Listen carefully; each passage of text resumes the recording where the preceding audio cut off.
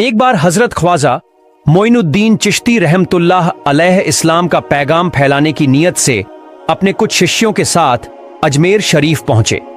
वहां के पास एक बड़ा तालाब था जिसे स्थानीय हिंदू लोग अना सागर कहते थे। उस समय यह तालाब अपनी विशालता और पवित्रता के कारण हिंदू समाज में बहुत सम्मानित था। हिंदू लोगों का यह विश्वास था कि अगर कोई व्यक्ति दिन भर पाप करने के बाद इस तालाब में स्नान कर ले तो उसके सभी पाप धुल जाते हैं। इसलिए वे इस तालाब को हमेशा दियों से सजाते थे। हर रात दिए जलाने के लिए करीब 3 मन तेल की जरूरत पड़ती थी। तालाब की पवित्रता बनाए रखने के लिए वहां सभी हिंदुओं को प्रवेश की अनुमति नहीं थी। केवल ऊंचे वर्ग के ब्राह्मण ही इसमें स्नान कर सकते थे और इसके पानी को छू सकते थे। उनका मानना था कि यदि कोई अन्य जाति का व्यक्ति तालाब के पानी को छू ले तो पानी अपवित्र हो जाएगा। हजरत ख्वाजा मोइनुद्दीन चिश्ती रहमतुल्लाह अलैह और उनके शिष्य मुरीद लंबे सफर से थके हुए थे। कुछ देर आराम करने के बाद जब नमाज का वक्त हुआ तो ख्वाजा साहब ने हजरत बख्तियार काकी रहमतुल्लाह अलैह को अजान देने का हुक्म दिया। हुक्म मिलते ही हजरत बख्तियार काकी ने अजान देना शुरू किया। उस समय हिंदुस्तान में तौहीद, एकेश्वरवाद और अजान के अल्फाज किसी ने नहीं सुने थे। जब लोगों ने पहली बार अजान की आवाज सुनी तो उनके बीच हलचल मच गई।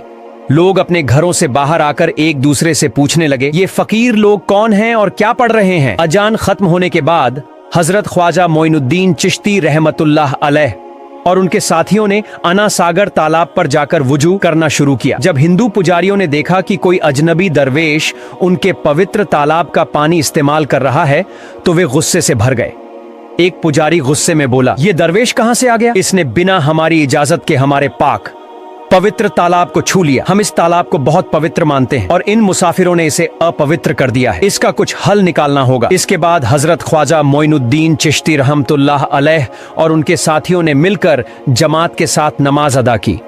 लोग यह नजारा देखकर सोचने लगे, ये तो कोई अजीब फकीर है। हमारे मंदिरों में देवी देवता मौजूद हैं, लेकिन ये उनकी पूजा न करके किसी और खुदा की इबादत कर रहा है। अगर मंदिर के बाहर भी कोई खुदा है तो उसे भी मंदिर में रखना चाहिए ताकि लोग उसकी भी पूजा कर सकें। शाम होने लगी। उसी वक्त राजा पृथ्वीराज चौहान के ऊंटों के चरवाहे अपने ऊंट लेकर वहां पहुंचे। संयोग से हजरत ख्वाजा मोइनुद्दीन चिश्ती रहमतुल्लाह अलैह उसी जगह बैठे थे जहां आमतौर पर राजा के ऊंट आराम किया करते थे। चरवाहों ने दरवेशों का काफिला देखा और कहा, अरे फकीर बाबा, आप कहां से आए हैं और यहाँ क्यों बैठ गए? क्या आपको मालूम नहीं कि यह जगह राजा पृथ्वीराज के ऊंटों के आराम करने की है? ये जानते हुए भी आपने यहाँ बैठने की जुर्रत कैसे की? हजरत ख्वाजा मोइनुद्दीन चिश्ती रहमतुल्लाह अलैही ने उन चरवाहों को नरमी से जवाब दिया, बाबा, हम मुसाफिर हैं और अनजान हैं। हमें मालूम नहीं था कि इस मुकाम पर राजा के ऊंट आराम करते हैं। चूंकि हम पहले ही यहाँ राज गुजारने का इरादा कर चुके हैं, तुम अपने ऊंटों को आज किसी और जगह आराम देने ले जाओ। आसपास बहुत सी जगहें हैं। हजरत ख्वाजा मोइनुद्दीन चिश्ती रहमतुल्लाह अलैही का जवाब सुनकर पृथ्वीराज के चरवाहे बोले, फकीर की हिम्मत तो देखो, कहता है कि राजा के ऊंटों को कहीं और ले जाएं और खुद यहाँ बैठे रहेंगे। फकीर बाबा, यह तो हर किस मुमकिन नहीं है। राजा के ऊंट अपने ही मुकाम पर बैठेंगे। यह कहकर चरवाहों ने हजरत ख्वाजा मोइनुद्दीन चिश्ती रहमतुल्लाह अलैही और उनके साथियों को वहां से उठाने के लिए दुर्व्यवहार करना शुरू कर दिया। हजरत ख्वाजा मोइनुद्दीन चिश्ती रहमतुल्लाह अलैही बहुत ही सरल स्वभाव के थे। जब उन्होंने देखा कि चरवाहे दुर्व्यवहार कर रहे हैं तो उन्होंने बख्तियार काकी रहमतुल्लाह अलैही से कहा, बख्तियार, हम यहाँ बैठकर क्या करेंगे? जब राजा के ऊंटों को यहीं बैठाना है तो रहने दो, ऊंट यहीं बैठें, हम यहां से जा रहे हैं। यह कहकर हजरत ख्वाजा मोइनुद्दीन चिश्ती रहमतुल्लाह अलैही अपने साथियों के साथ वहां से चले गए। अगली सुबह जब ऊंटों को फिर से चरागाह में ले जाने का समय आया तो चरवाहे ऊंटों को उठाने की कोशिश करने लगे, लेकिन बार बार कोशिश के बावजूद वे ऊंटों को उठा नहीं सके, क्योंकि अल्लाह के वली हजरत ख्वाजा मोइनुद्दीन चिश्ती रहमतुल्लाह अलैही ने कहा था कि ऊंट यहीं बैठेंगे। अल्लाह रब्बुल आलमीन ने उनकी यह दुआ कबूल कर ली थी और ऊंटों को आदेश दिया था कि जब तक मोइनुद्दीन चिश्ती खुद नहीं कहेंगे तब तक वे यहीं बैठे रहेंगे। चरवाहों ने राजा पृथ्वीराज से कहा, महाराज, ऊंट बिल्कुल स्वस्थ हैं, लेकिन वे उठ ही नहीं रहे। हमने बहुत कोशिश की पर कोई फायदा नहीं हुआ। राजा ने आश्चर्य से पूछा, आखिर ऐसा क्यों हो रहा है? तब चरवाहों ने बताया, महाराज, कल रात कुछ फकीर इस जगह आकर रुके थे। हमने उन्हें बताया कि यह जगह आपके ऊंटों के आराम करने की है और उनसे वहां से जाने के लिए कहा। लेकिन उस फकीर बाबा ने बहुत ही शांत भाव से कहा कि हम मुसाफिर हैं, हमें नहीं पता था कि यह राजा के ऊंटों का स्थान है। चूंकि हमने यहीं रात गुजारने का फैसला कर लिया है, इसलिए तुम अपने ऊंटों को कहीं और ले जाओ। लेकिन महाराज, हमने उनकी बात नहीं मानी और उन्हें वहां से जाने के लिए मजबूर किया। जब हमने उनके साथ दुर्व्यवहार किया तो वह फकीर बाबा बोले, अगर ऊंटों को यहीं बैठाना है तो रहने दो, हम चले जाते हैं। और फिर वे अपने साथियों के साथ वहां से चले गए। लेकिन तब से ऊंट अपनी जगह से हिल भी नहीं रहे हैं। राजा पृथ्वीराज चौहान यह सुनकर बहुत चकित हुआ। उसने सोचा, जरूर यह कोई बड़े संत हैं या अल्लाह के विशेष भक्त। फिर उसने अपने दरबारियों से सलाह ली और फैसला किया कि इस मामले को ठीक से समझना जरूरी है। अब राजा ने अपने सैनिकों को आदेश दिया कि उस फकीर को बुलाया जाए ताकि यह रहस्य सुलझ सके। जब हजरत ख्वाजा मोइनुद्दीन चिश्ती रहमतुल्लाह हले ही पृथ्वीराज के दरबार में पहुंचे तो पृथ्वीराज ने उनसे पूछा, ए दरवेश, आपने मेरे ऊंटों को क्यों पंगु बना दिया है? मेरे ऊंट भूखे मर रहे हैं, कृपया अपना जादू करते हैं। तुम्हारे ऊंटों को मैंने नहीं, बल्कि इस संसार के पालनहार महान अल्लाह रब्बुल आलमीन ने बैठाया है। उनकी आज्ञा से ऊंट बैठे हैं और उनकी आज्ञा से ही उठेंगे। लेकिन मैं उस सर्वशक्तिमान से प्रार्थना कर सकता हूं कि वह तुम्हारे ऊंटों को उठने की अनुमति दे। इसके बाद हजरत ख्वाजा मोइनुद्दीन चिश्ती रहमतुल्लाह अलैहि ने अल्लाह से दुआ की, हे अल्लाह, इन ऊंटों को उनकी जगह से उठने की तौफीक दे। हजरत ख्वाजा मोइनुद्दीन चिश्ती रहमतुल्लाह अलैहि की दुआ करते ही चरवाहों ने देखा कि ऊंट अपनी जगह से उठकर चरागाह की ओर बढ़ने लगे। यह दृश्य देखकर चरवाहे चकित रह गए और हजरत ख्वाजा मोइनुद्दीन चिश्ती रहमतुल्लाह अलैहि की करामत की खबर पूरे अजमेर में फैल गई। जैसे जैसे हिंदुओं के बीच हजरत ख्वाजा मोइनुद्दीन चिश्ती रहमतुल्लाह अलैहि की करामत की बातें फैलने लगीं और इस्लाम की महानता उनके सामने प्रकट होने लगी, मंदिर के पुजारी भयभीत हो गए।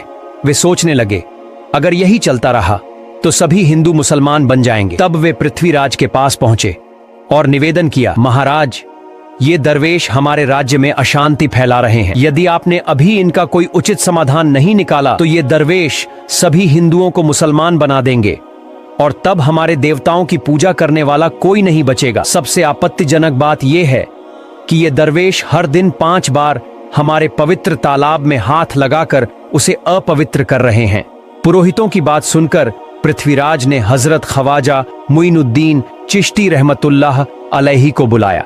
जब हजरत ख्वाजा मोइनुद्दीन चिश्ती रहमतुल्लाह अलैहि उनके दरबार में पहुंचे तो पृथ्वीराज ने कहा, ए दरवेश, हम देख रहे हैं कि आपको माता का मांस खाते हैं और हमारे देवताओं का अपमान करते हैं। हमारे धर्म के बारे में तरह तरह की उल्टी सीधी बातें कर रहे हैं। हम यह सहन नहीं कर सकते। हम यह भी देख रहे हैं कि आप हमारे पवित्र तालाब को अपने अपवित्र हाथों से खराब कर रहे हैं। आप तुरंत हमारे देश से चले जाएं। हजरत ख्वाजा मोइनुद्दीन चिश्ती रहमतुल्लाह अलैहि ने कहा, बाबा, हम लोग तो केवल वुजू करते हैं, नहाते नहीं। अगर पूरी देह के स्पर्श से आपके तालाब का पानी खराब नहीं होता है तो केवल हमारे हाथ और चेहरे के पानी से तालाब अपवित्र कैसे हो सकता है?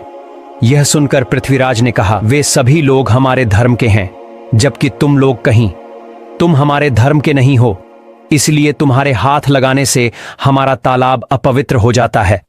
तब हजरत ख्वाजा मोइनुद्दीन चिश्ती रहमतुल्लाह अलैहि ने कहा, अच्छा बाबा, हम अब आपके तालाब के पानी को हाथ नहीं लगाएंगे, लेकिन हमें पानी की जरूरत है, तो हम चाहते हैं कि केवल एक बर्तन में पानी ले लें। पृथ्वीराज ने कहा, ठीक है, तुम पानी ले सकते हो, लेकिन तुम्हारा बर्तन तालाब में लगे, तुम्हारे हाथ नहीं। अगर तुम्हारे हाथ स्पर्श करें तो हम इसके खिलाफ सख्त कार्रवाई करेंगे। राजा के साथ सहमति के बाद हजरत ख्वाजा मोइनुद्दीन चिश्ती रहमतुल्लाह अलैहि ने अपने मुख्य खलीफा बख्तियार काकी रहमतुल्लाह हजरत ख्वाजा मोइनुद्दीन चिश्ती रहमतुल्लाह अलैहि के आदेश का पालन करते हुए आना सागर से पानी लेने गए। उन्होंने बर्तन को तालाब में डुबोया और उनका हाथ पानी को नहीं छूसका, क्योंकि चमत्कारवश पूरा तालाब एक छोटे बर्तन में समा गया। आना सागर पूरी तरह से सूख गया और उसकी तली में केवल सूखी रेत दिखाई देने लगी। जब पुरोहितों ने देखा कि उनके पवित्र तालाब में एक भी बूंद पानी नहीं बची है और वह मरुस्थल की तरह सूख गया है, तो वे घबराते हुए राजा पृथ्वीराज के पास गए और बोले, महाराज, यह तो भारी संकट हो गया है। पृथ्वीराज ने पूछा, क्या हुआ? पुरोहितों ने कहा, उस दरवेश ने हमारे पूरे तालाब का पानी ले लिया है। अब हमारे पवित्र तालाब में एक बूंद भी पानी नहीं है। अगर इस तालाब में पानी नहीं होगा तो हम अपने पापों का प्रायश्चित कैसे करेंगे? दूर दूर से हजारों हिंदू लोग इस तालाब में स्नान करने आते हैं। अगर पानी नहीं रहेगा तो वे यहां आना बंद कर देंगे, जिससे हमारा बड़ा नुकसान होगा और अजमेर की मान मर्यादा मिट्टी में मिल जाएगी। पृथ्वीराज गहरे विचार में पड़ गए। वे हजरत ख्वाजा मोइनुद्दीन चिश्ती रहमतुल्लाह अलैहि के खिलाफ कोई कठोर कदम उठाने से झिझक रहे थे, क्योंकि उन्हें आशंका थी कि अगर उन्होंने दरवेश के खिलाफ सैनिक भेजे और दरवेश ने सैनिकों पर भी जादू कर दिया तो उनकी परेशानी और बढ़ जाएगी। इसलिए उन्होंने कहा, तुम लोग जाओ और उस दरवेश को मेरे पास बुलाकर लाओ। मैं देखता हूं कि वह क्या चाहता है। अगर उसकी मांग उचित होगी तो हम उसे मान लेंगे, और यदि उचित नहीं हुई तो हम माफी मांगकर अपना तालाब का पानी वापस ले लेंगे। जब हजरत ख्वाजा मोइनुद्दीन चिश्ती रहमतुल्लाह अलैहि पृथ्वीराज के दरबार में पहुंचे तो पृथ्वीराज ने कहा, ए बाबा, आपने हमारे तालाब का सारा पानी ले लिया है। हम अपने पापों का प्रायश्चित कैसे करेंगे? पूरे दिन के पाप हम इस तालाब में स्नान करके धोते हैं। अगर तालाब में पानी नहीं होगा तो हम अपने पाप कैसे धोएंगे? हजरत ख्वाजा मोइनुद्दीन चिश्ती रहमतुल्लाह अलैहि ने उत्तर दिया, देखो बाबा, तुम्हारे पास आना सागर है, पर दुनजाजत के बिना एक पत्ता भी नहीं हिलता। इसलिए मैं तुम्हें इस भ्रम को छोड़कर सही राह पर आने की दावत देता हूँ। वहां मौजूद हजारों हिंदू हजरत ख्वाजा मोइनुद्दीन चिश्ती रहमतुल्लाह अलैहि की बातें मंत्रमुग्ध होकर सुन रहे थे।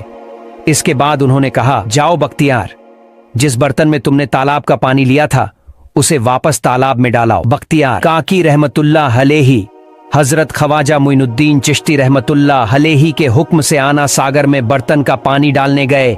जैसे ही बर्तन का पानी तालाब में डाला आना, सागर फिर से पानी से लबालब भर गया। इस चमत्कार को देखकर वहां मौजूद कई हिंदुओं ने कलमा पढ़कर इस्लाम कबूल कर लिया। यह देखकर हिंदू पुरोहितों और पंडितों की चिंता बढ़ गई। वे पृथ्वीराज के पास गए और बोले, महाराज, यदि अब कोई उपाय नहीं किया गया तो सारे हिंदू मुसलमान हो जाएंगे। पृथ्वीराज ने कहा, मुझे सलाह दो, इस दरवेश का मुकाबला कैसे किया जा सकता है?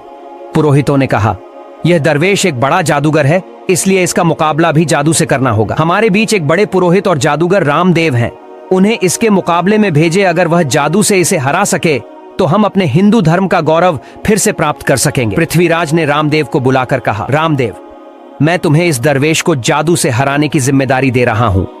अगर तुम उसे हरा सके तो हम अपने धर्म का गौरव फिर से पा सकेंगे। रामदेव ने पृथ्वीराज को आश्वस्त करते हुए कहा, महाराज, आप चिंता न करें, इस दरवेश को हराना मेरे लिए बहुत आसान है। मैं आपके समक्ष हमारे धर्म का गौरव वापस लाकर रहूंगा। इसके बाद रामदेव अपने साथियों के साथ हजरत ख्वाजा मोइनुद्दीन चिश्ती रहमतुल्लाह अलैहि के सामने मुकाबले के लिए पहुंचा। उसने कहा, मोइनुद्दीन, अगर तुम में ताकत है तो मुझसे जादू का मुकाबला करो। मैंने तुम जैसे बहुत से जादूगरों को हराया है, तुम्हें हराना तो मेरे लिए साधारण बात है। हजरत ख्वाजा मोइनुद्दीन चिश्ती रहमतुल्लाह अलैहि ने उसकी बातों का कोई जवाब नहीं दिया। रामदेव ने हजरत ख्वाजा मोइनुद्दीन चिश्ती को चुप देखकर गाली गलौज करना शुरू कर दिया। जब रामदेव ने अपनी हद पार कर दी तो हजरत ख्वाजा मोइनुद्दीन ने उसकी आंखों में देखते हुए कहा, रामदेव, तू चिल्ला रहा है, लेकिन मैं तेरे माथे पर ईमान की रोशनी देख रहा हूँ। यह सुनते ही रामदेव कांपने लगा। उसी समय अल्लाह ने उसके दिल में ईमान की रोशनी डाल दी। रामदेव हजरत ख्वाजा मोइनुद्दीन चिश्ती के चरणों में गिर पड़ा और बोला, हे अल्लाह के वली, मैंने आपके साथ बहुत बुरा व्यवहार किया है, मुझे माफ करें और मुझे इस्लाम की राह दिखाएं। हजरत ख्वाजा मोइनुद्दीन चिश्ती ने रामदेव को कलमा पढ़ाया और उसका नाम मोहम्मद सादिक रखा। यह अल्लाह की शक्ति और करिश्मा था, जो जिसे चाहे हिदायत दे सकता है। आमीन। प्यारे दोस्तों, आज का वीडियो यही समाप्त होता है। अगर आपको अगले पार्ट सुनना है तो कमेंट कीजिए। अस्सलामु अलैकुम। सभी लोग खुश रहे।